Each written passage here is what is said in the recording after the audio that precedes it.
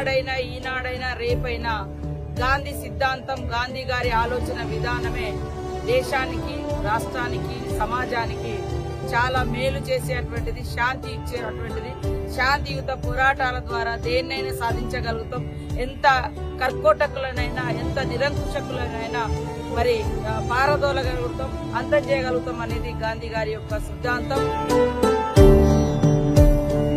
ఈరోజు 1500 గాంధీ గారి యొక్క విగ్రహాలను మరి ఏర్పాటు చేసి వారి యొక్క జీవితాన్ని మరొకసారి ఈ సమాజానికి, దేశానికి గుర్తు చేయడం కోసం ఒక ప్రదర్శన నిర్వహించి మరి ఆలోచన విధానాన్ని ముందుకు తీసుకెళ్లాలని మరి గాంధీ ప్రతిష్టాపన సంస్థ వారు ప్రయత్నం చేస్తా ఉన్నారు.